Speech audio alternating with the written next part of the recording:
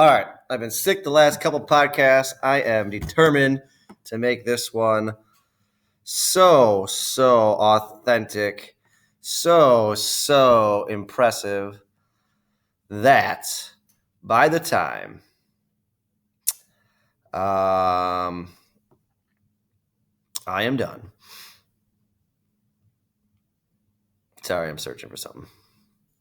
I need a real soundboard, I'm convinced now. Because otherwise this thing just, yeah. So by the time I'm done, this is the response I want. That was legitness. Yeah, it was, huh? See? That's all I'm asking for. So we're last one, constitutional democracy. 1D. I would read this one. This page is actually it's pretty much all of chapter 3 with an exception of a couple pages there. Federalism reflects dynamic distribution of power between national and state governments. So you continue with 1C, which looked a little bit at that, the supremacy clause and things like that. This gets much more detailed and looks at a lot of factors that contribute to the growth of federal power in this chapter. All right, so we got two objectives. Describe how the Constitution allocates power between the national and state government. So what does it actually say about who's running the show? We mentioned earlier in class the Civil War will definitely end the question of who's sovereign, that being the feds. But there are still some state rights. It is the 10th Amendment, somewhat the 11th Amendment. Explain how the appropriate balance of power between national and state governments has been interpreted differently over time.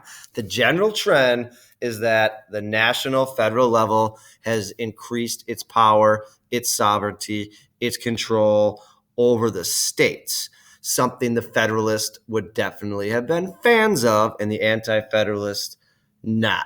We get to the point really after 2001 in the Bush administration where you finally see Republicans who historically were aligned with states' rights since the 30s now just say, you know what, we got big government, we're going to use it for our objectives as well. And so the question of the role of the size of the federal government is kind of null and void at this point.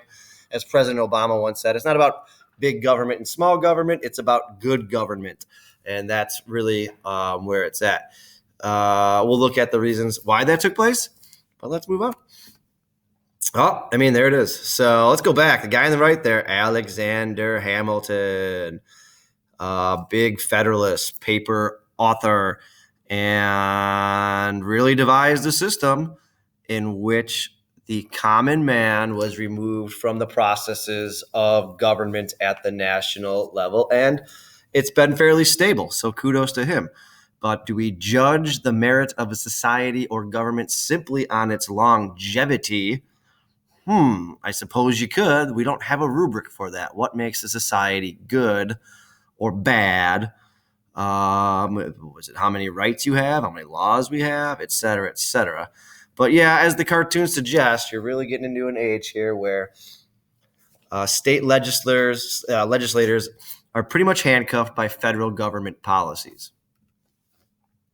This all really begins with a premier Supreme Court case, McCulloch versus Maryland. I've been to Maryland. Pretty cool. I like it out there. The trees are a lot bigger than our trees. You can smell the history growing. It's awesome. They also have a really cool flag. So that's cool with all that as well.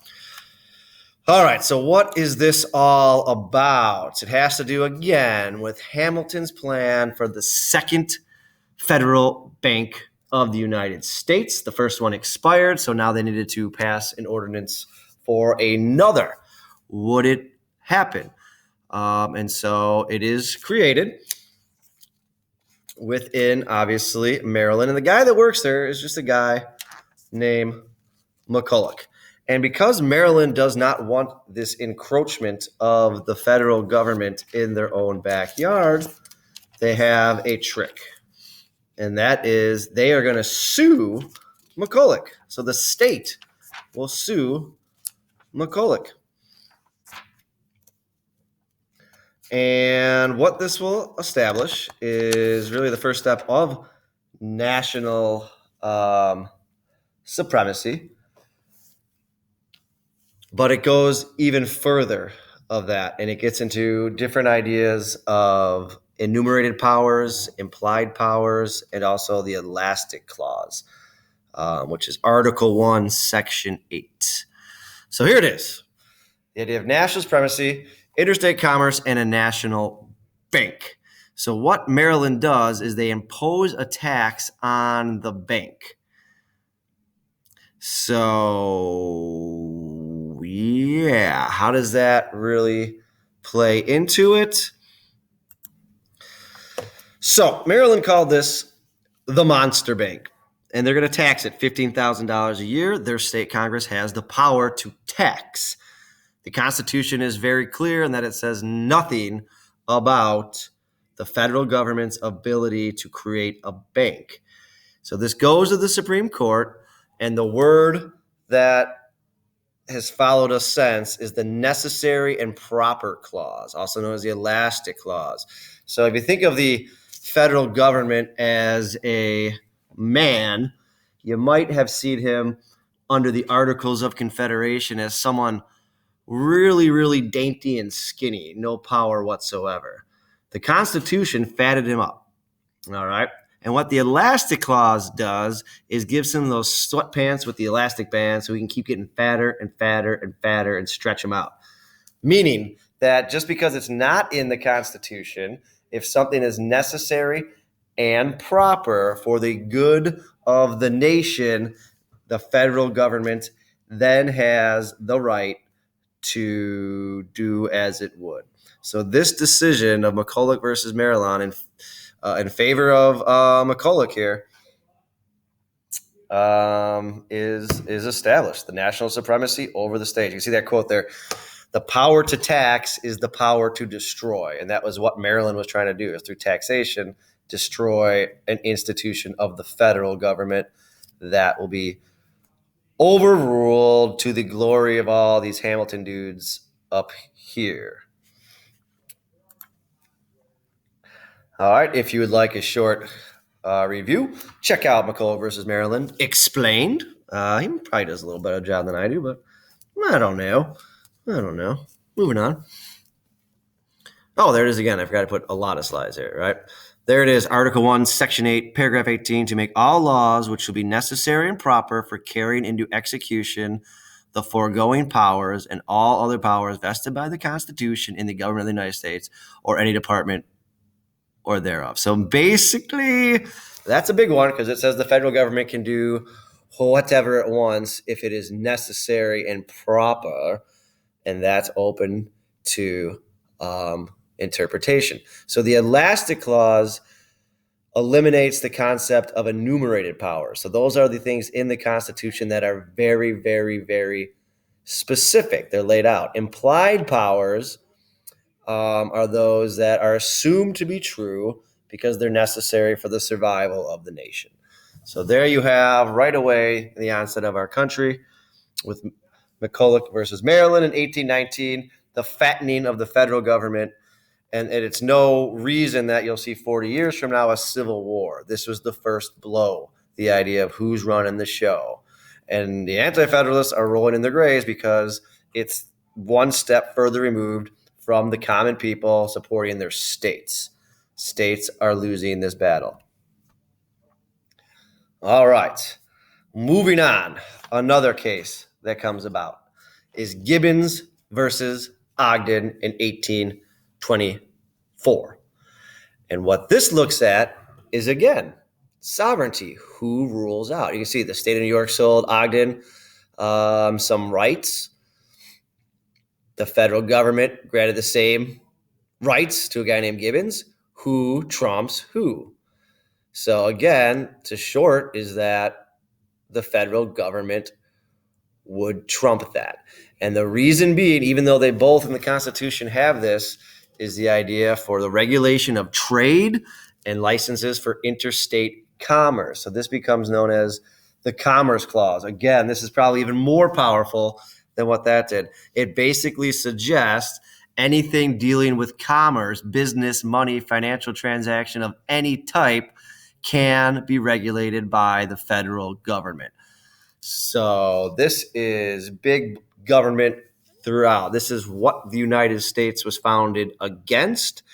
But in order to have a nation and not a bunch of states that are bickering, this was seen as necessary and proper.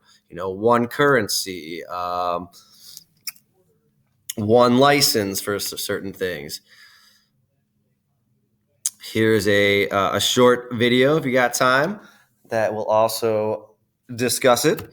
So you can check that out. And I found another one. So at least this one exposes you to a different source. You can certainly check this one out as well. The same guy. 5 minutes. So boom. All right. But yeah. So this is known as the Commerce Clause. And I came up with my own little mnemonic device that you see there in the yellow. Can connect to commerce, then Congress can commence control. So this law gets extended throughout the next 150 years in the creation of the federal system that you have. If currency is involved, you can bet Congress is going to be trying to control it. So really, really will destroy states' rights in terms of just about everything.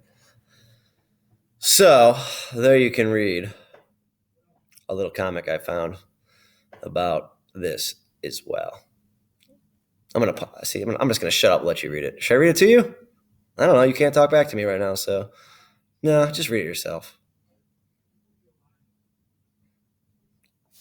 Okay, you can always pause it. Oh, I just noticed 6/27/2011. That was one day before my birthday. What year is it? 30. I'll be 30. I don't even remember how old I was. Not as old as I am now. 7 years ago. 31. Okay, let's move on, because now you see in 1995 a case where the federal government is shot down, pun intended, because this is about guns. Yes, it is. So in this case, U.S. versus Lopez, I'm trying to find a page number for you to point you in the right direction, but I'm not seeing it all of a sudden. Oh, there it is. It's on page 67 where it talks about this idea. So in the United States versus Lopez, some dude in Texas, I don't know, he brought a handgun to school. No big deal. I mean, well, how could that be a crime? Well, it isn't a crime according to this, a federal crime anyway. So what this establishes in United States versus law is that a 1990 law called the Gun-Free School Zones Act, which forbade the possession of firearms in public school, is unconstitutional. Why? Because as this was tried, it was determined that even though bringing guns to school is not good, it's unconstitutional because firearms have nothing to do with commerce. And therefore, this was tossed out. That simple. So there are checks on the Commerce Clause. It just doesn't come often that much. Most recent years, Obamacare, the Affordable Care Act, was challenged in court as being unconstitutional for the same reason. Obama, who is a constitutional lawyer by trade and taught constitutional law, understood this. We have a president who understands the Constitution very well. And he uses it to grow the federal government. And so this is the Democrats in this case creating this situation, using their authority to expand it. And so what they try to do is, again, regulate insurance based on the fact that it is part of commerce. And it was ruled unconstitutional. And so the tune quickly changes to the fact that we're not using the Commerce Clause, we're using Congress's power to tax. So how is forcing Americans to buy insurance a tax? Well, here's what happens if you don't have insurance previous to this. I pay insurance, your parents pay insurance. It's all like one giant socialist collection thing, so that when I get sick and get a $50,000 bill for cracked skull or something, I don't know, I don't have to go debt and broke trying to pay for that. I pull from insurance, which I've been paying into my entire life, and others do. So it's like this giant collection of money. So what happens if someone goes to the hospital without insurance and gets fixed? Who splits the bill? We all do. That freeloader, in essence, is in there. So this law came about as then mandating that everyone have insurance as a form of a tax, because the tax is money that goes to the government to provide goods and services we all use. And so most, I think, Americans benefited from Obamacare because they had insurance, and or it would not negatively affect the people like me who are paying. However, some people's premiums went up because of that. That's what happens. But generally speaking, that was the rationale behind the Affordable Care Act. Can Congress tell you need insurance? Yes, if it's a tax. So from there, we have a lot to consider. If that becomes a precedent, what else can become a precedent in terms of what the federal government can tell you must do in the name of a tax? As long as you're getting something that benefits us all, it's a tax. So, yeah. Obamacare. I thought I had, I don't know. States used to do it all the time. I mean, Mitt Romney in his state passed his own healthcare bill, but it wasn't an issue for the states because they had that right. It became an issue for the federal government.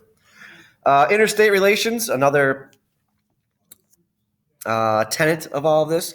You've got a few things that states do to hook each other up just to make life simpler. And a lot of this is not in the Constitution, but it is understood over time. So you got full faith and credit clause, which is basically that if you go from one state to another state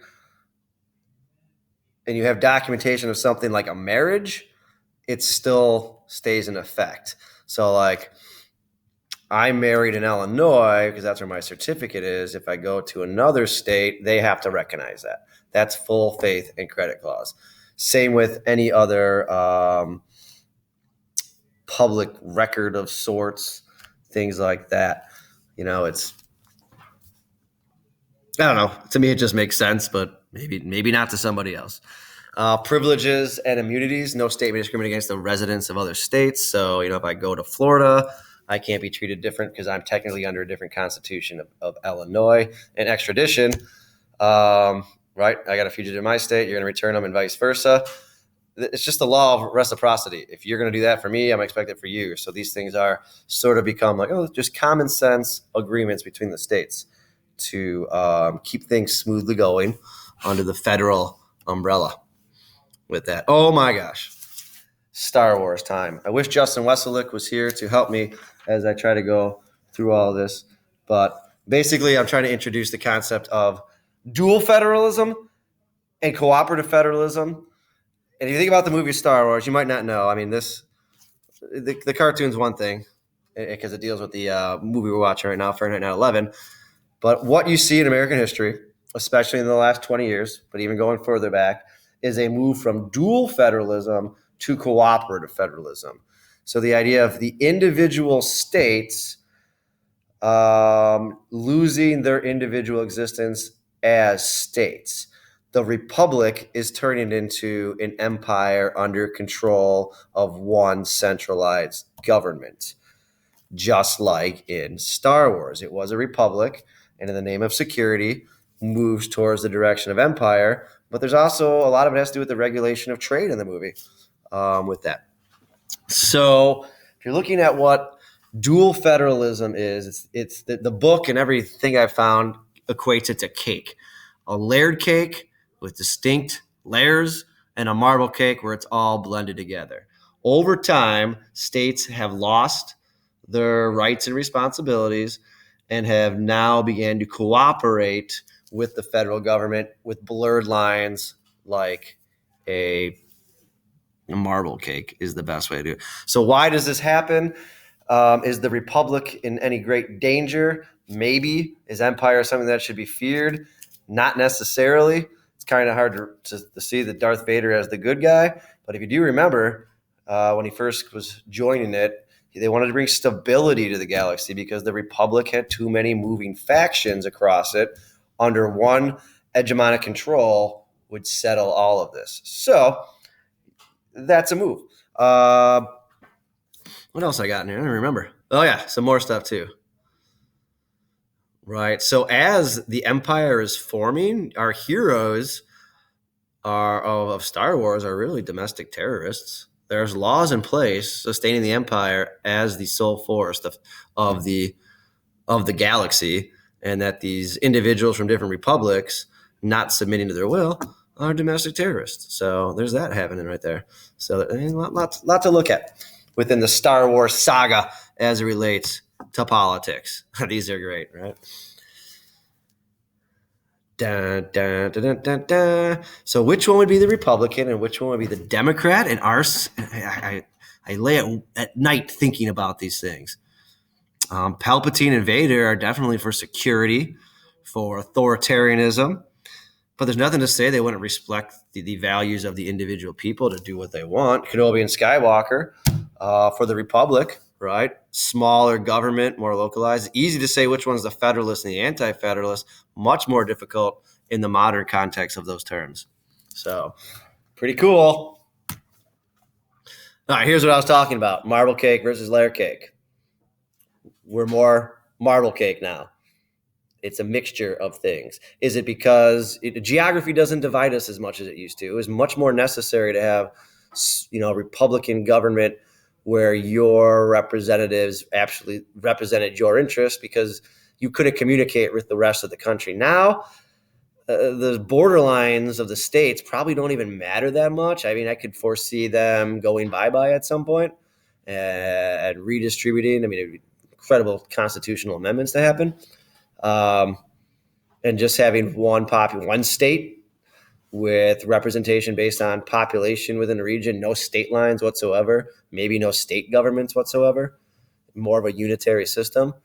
Geography is not a factor. I mean, I probably have, you can go on Facebook, Twitter, and find outlets for your political views that are different than your regional alignment, so to speak. So what you see happening, again, really, is in the early 90s, Newt Gingrich creates this idea of contract with America. He was the Speaker of the House.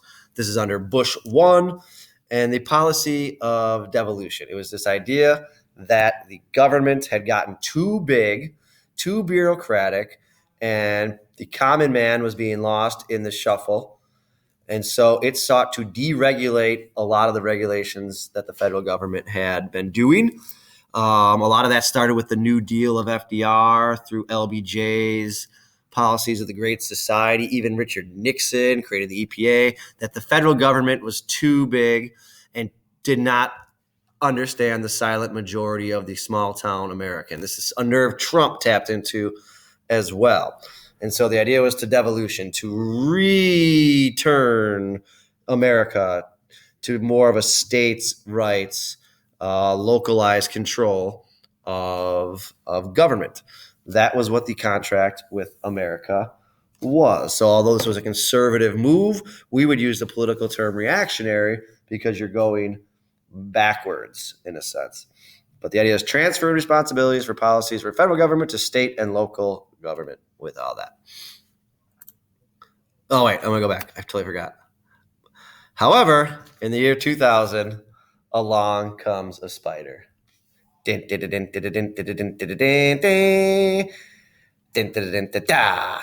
is. And I was alive and well into my mindfulness at this point.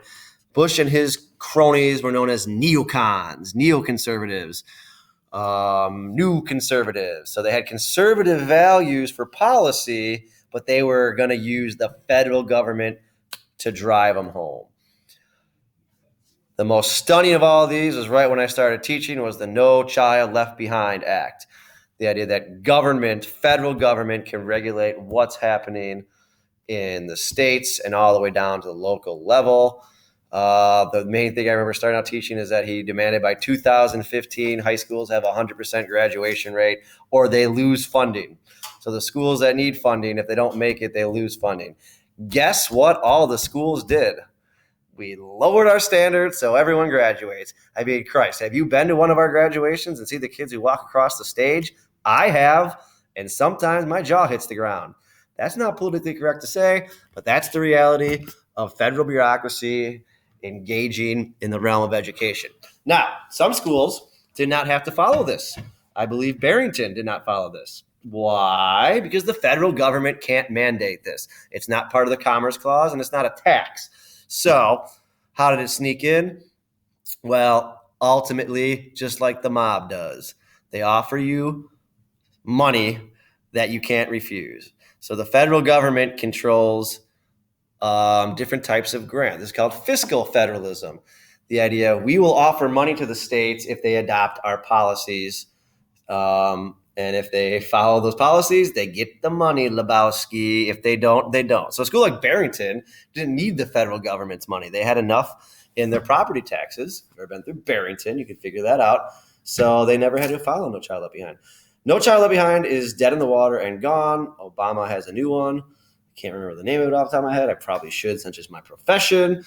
But as I've said many times to many people, I will not change my policies of teaching. Well, I change all the time, but based on what I do right for my kids, not based on some bureaucrat who has never stepped foot in the classroom ever. So, spin it again, George W. You can also look at the War on Terror and the Patriot Act as another great example of the reverse policies of devolution. And now we're all fascists now, if fascism means large government controlling aspects of our life, with corporate interests supporting them and an aggressive foreign policy. Yeah, maybe. Moving on. So I found this chart, and first of all, it's incredibly misogynist to assume that, right? So how do you get, if dad's the federal government and he wants the state government to do what he wants so that they can be accountable to the people, he just hands mom some money. And he's only going to give mom money if he does what he wants. I love it. This is so great. But when I even stumbled upon this, I even thought, if you look behind the dad, all right, first of all, the dad's wearing a brown shirt with obviously an alt-right Hitler haircut. And it does look like there's two swastika flags, the bloodband in the background. So just to be silly, I added this. Boom. Why not? Why not? Okay, we're moving on. And truth be told, I got tired of writing the slideshow, so I Googled fiscal federalism and found a cool slide that matches and covers all these different types of grants. So fiscal federalism, federal money spent on programs run in part through state and local governments. That's how they control you, just like the mob. We'll give you something, and then you owe us a favor. And because state governments tend to be broke, like Illinois, they take this money. Now, does it always get to those people that need it? No. That's another problem of bureaucracy. Categorical grants given by the federal government that are defined for a specific purpose. So you must use these ones for a specific program to get that. Block grants, a little more general. And then this is terminology.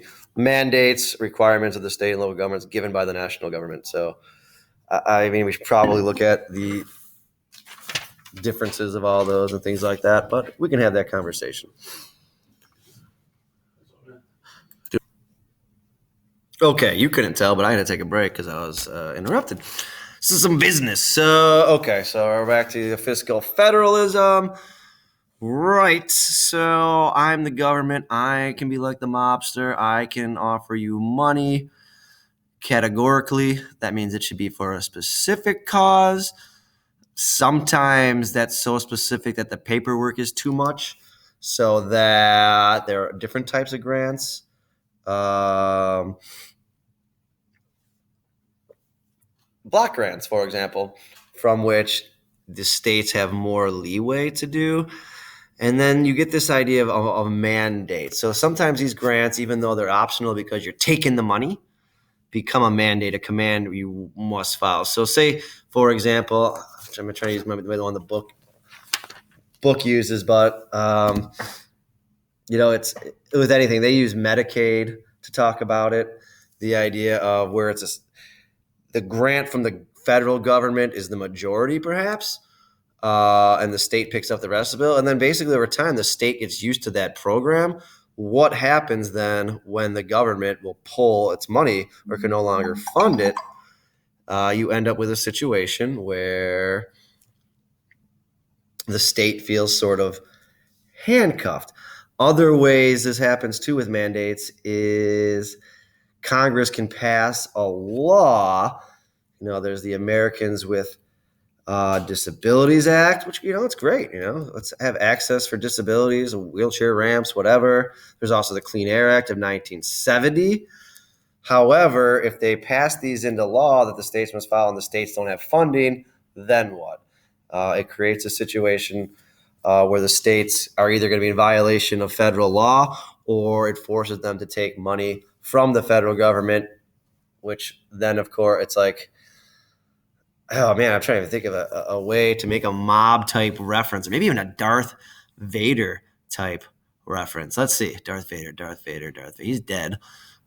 Sith Lord, Emperor, passes a law mandating that all Wookiees, where am I going with this,